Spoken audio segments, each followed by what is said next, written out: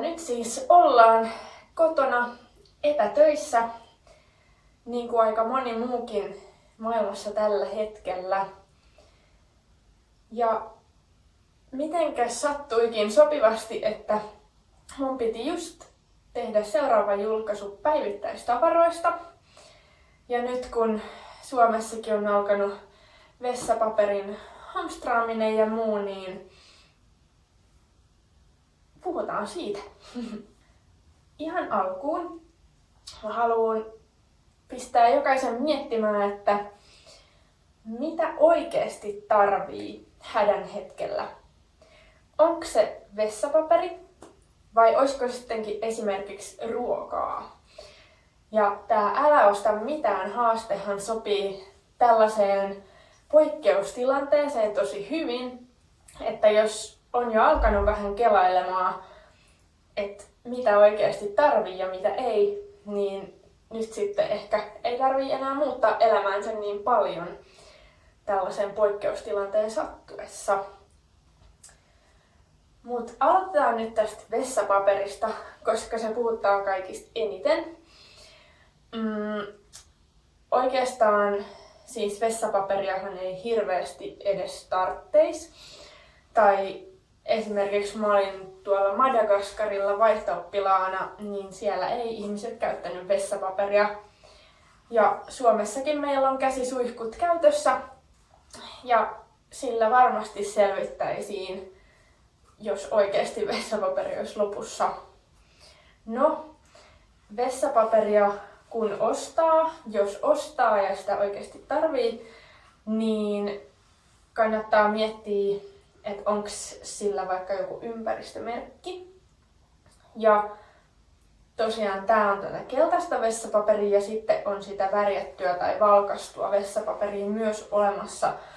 Mutta tää on tosiaan ympäristöystävällisempää siitä syystä, että siinä on kokonaan jätetty se valkaisuprosessi välistä. Joten sen takia meillä ostetaan tätä. Mutta pääpointtina siis, että yrittäkää käyttää mahdollisimman vähän vessapaperia. No sitten viime kuussa multa loppui hammastahna. Ja mä oon todella monta vuotta peräkkäin ostanut jo samaa hammastahnaa. Ja nyt mun piti sitten katsoa, että mitä se oikeasti sisältää. Ja kaikista tärkein juttu on kuitenkin, että ostaa fluorihammastahnaa, koska se tosiaan auttaa karjeesta vastaan ja ei sitten tule niin paljon reikiä toivottavasti. Joten aina katsokaa, että hammastahnassa on sitä fluoria. Mutta muuten sitten mä vähän googlailin, että mitkä on sellaisia haitallisia aineita. Ja aika monessa tällaisessa päivittäistavarassa täytyy muistaa se, että kun me kulutetaan niitä, niin me sitten sen jälkeen huuhdotaan ne usein viemäristä alas. Eli hammastahnat, shampoot, hoitoaineet, kasvojenpesuaineet, kaikki tällaiset aiheuttaa sitten ympäristölle jotain haittaa, jos ne päätyy sinne sen viemärin kautta. Niin sitten googlailin, että mitkä kaikki aineet olisi sellaisia, mitä pystyisi välttämään. Ja sitten tässä mun hammastahnassa oli tämmönen kuin sodium lauryl sulfate-aine, jota sitten ilmeisesti ei kannattaisi olla. Ja sitten menin kauppaan ja katsoin sellaisen hammastahnan, missä ei ole sitä. Ja siellä kaupassa ainoa semmonen oli tämmönen hiilihammastahna. Ja mä oon nyt vähän sitä testaillut, mutta mä en oikein vielä tiedä, että mitä mieltä mä oon siitä. Mutta ilmeisesti se nyt ainakin on sit ympäristöystävällisempää, mutta toivon löytäväni vielä jonkun paremman. Ja kolmas juttu, mitä mä oon joutunut tänä vuonna jo ostamaan, on deodorantti, koska se kans loppu. Ja no oikeastaan kaikki ihmisethän ei edes tarvitse deodoranttia, mutta varsinkin kun urheilee paljon ja käy salilla, niin se on ihan muillekin ystävällistä, että jonkinlaista deodoranttia käyttää. Niin siinä sitten yritin löytää semmoisen, missä ei olisi esimerkiksi alumiinia. Tätäkään mä en ole aiemmin koskaan ajatellut, että näissä deodoranteissa, mitä mä oon käyttänyt, niin on sellaisia aineita, jotka on sekä mulle että ympäristölle haitallisia. Niin sitten menin kauppaan ja löysin ensinnäkin deodorantin, missä ei ole sitä alumiinia. Ja sitten tää on vielä tämmönen pahvinen pakkaus, mikä on aika siistiä, koska sen voi sitten vaan kierrättää pahvinkeräyksessä, kun se loppuu.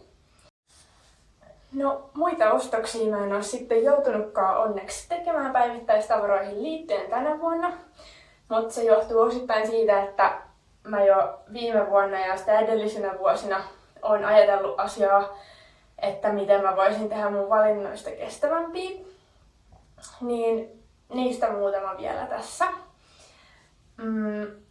No, aloitetaan tästä kuukupista. Se on ollut ihan loistava. Kerran kun tosiaan panosti 30 eurolla, niin se kestää vuosia ja sen jälkeen ei ole tarvinnut ostaa ollenkaan siteitä, tamponeita tai mitään muutakaan kuukautistuotteita. Eli niinku, se on ihan huikea ja toimii just niin kuin pitääkin. Sitten, no, hammasharjoista mä en ole vielä ihan varma. Mä vaihdoin mun muovihammasharjan bambuhammasharjaan, mutta siitä ei oikeastaan ole vielä kauheasti tietoa tai tutkimuksia, että mikä olisi kestävämpää. Mutta mä uskon, että jos osa vaihtaa bambuhammasharjaa ja osa käyttää muovihammasharjoja, niin sitten ehkä se kulutus jollain tavalla tasaantuu ja sitten niin kuin, ei kuormita yhtä osaa ympäristöstä niin paljon, mutta en tiedä. No sitten topsipuikot on semmonen juttu, mitä ei välttämättä ollenkaan tarvitsisi kanssa käyttää, mutta mulla kertyy korviin niin paljon vaikkua, että pitää käyttää jotain. Niin sitten löysin tämmösiä puisia orikulipuikkoja, millä voi sitten varovasti puhdistaa ne suurimmat korvavaikut korvasta. Se on ilmeisesti joku japanilainen keksintö tosi kauan ajan päähän historiaan. Yes. Ja sitten vielä, etten aina ostaisi käsisaippua pulloa, niin ostettiin tämmönen pysyvä saippua pullo ja sitten täydennetään sitä aina tämmöisissä isoissa pakkauksissa tulevalla saippualla. Niin ei aina tarvi ostaa sitä muovia siinä ympärillä, kun ostaa saippua.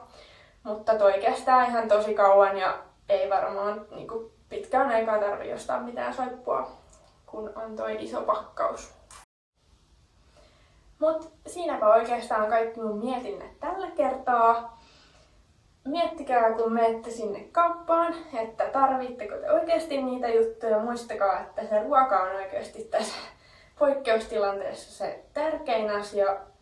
Ja muuta ei välttämättä tarvii hirveästi kuluttaa. Esimerkiksi vessapaperilla, ilman vessapaperiakin selviää. Heippa ja tsemppiä kaikille, jotka ootte kotona karanteenissa.